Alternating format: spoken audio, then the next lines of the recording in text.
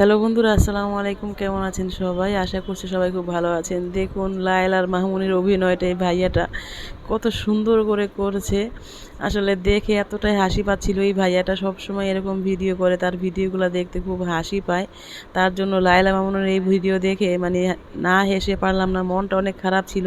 তো যাদের মন খারাপ থাকবে তারা যদি ভাইয়ার এই ভিডিওগুলো দেখেন, দেখলে বুঝতে পারবেন যে কতটা হাসির, মানে এতটাই হাসি পেয়েছে। তার জন্য আমি একটা রিয়াকশন ভিডিও করতে চলে আসলাম।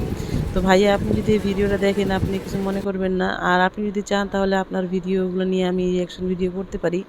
এতে করে আপনার চ্যানেলে কোনো ক্ষতি হবে না, বরং আপনার চ্যানেল কিন্তু আরও পরিচিতি পাবে।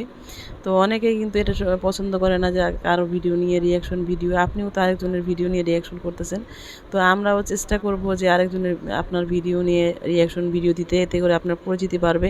তো সবাই ভাইয়ার ভিডিওগুলো দেখবেন, বেশি বেশি করে শেয়ার করবেন। আসলে বাংলাদেশে এরকম কিছু কন্টেন্ট থাকা উচিত যে মানুষ মানে উচিত জবাব হিসাবে হলো, আবার মানে প্রতিবাদও হলো, মানুষকে হাসানো হলো, এটাই হচ্ছে কথা। তো আমি এখন ভয়েস দিচ্ছি, আর পরবর্তীতে পুরো ভিডিওটা দেখবেন যে লায়লা মামুনের যে অভিনয়টা ভাইয়া করেছে, কতটা নিখুঁতভাবে করেছে, কতটা সুন্দরভাবে করেছে, সেটা আসলে কোনো বলার অপেক্ষা রাখে না। তো আপনারা ভিডিওটা দেখতে থাকুন আর হাসতে থাকুন, এই বলে আজকে ভিডিওটা এখানে শেষ করতেছি। সবাই খুব ভালো থাকবেন। তো সবাই বেশি বেশি করে ভাইয়ার ভিডিওগুলো দেখবেন আর শেয়ার করবেন, আর অবশ্যই আমার ভিডিওগুলোও দেখবেন। আর ভাইয়া, আপনি যদি কোনো কিছু করার থাকে তাহলে অবশ্যই আমাকে জানিয়ে দিবেন, তারপর যদি কোনো সমস্যা থাকে বলবেন। এই হচ্ছে অবস্থা। বাসায় ডাইকে আয় না, পোলাওয়ানটাকে মামিটাকে নাই। আমার মোবাইলে ডাটা ট্রান্সফার করে। আমি তো তোমাকে ডাকি নাই। ফাইজলামি করো। এই ডিভোর্সি মহিলা, সর সর এখান থেকে সর। আমার বাথরুমে দাঁড়ায় তুমি কেন সর করছো?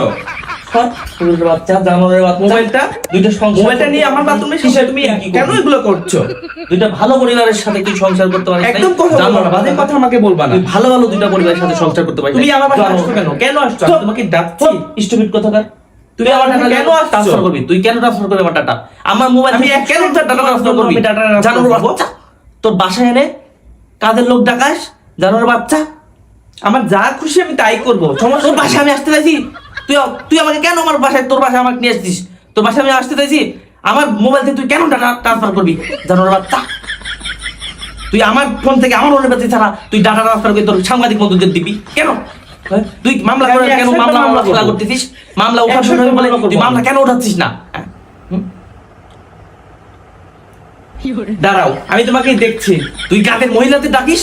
হ্যালো, তুই কি করে তুই আমার ভাইয়া? তুই মামলা উঠাবি, উঠাই করে নাটক করিস আমার সাথে, মামলা উঠানোর খেলা করিস, আপনার বাসায় আমাদের ডাকিস, তুই আমার সাথে এটা করতে বসে তোর সবকিছু আমাকে শুনতে হয়, তাও তুই মামলা উঠিস না, খেলা হ্যালো আমাকে নিয়ে। ভাইয়া, আপনারা আছেন একটু নিউজ করেন। মামুন আসছে আমার বাসায়, দেখেন অনেক ভাঙচুর করছে, আমার সাথে অনেক রাগারাগি খারাপ গালাগালি করছে। আপনারা নিউজ করেন, নিউজ করেন, নিউজ করেন।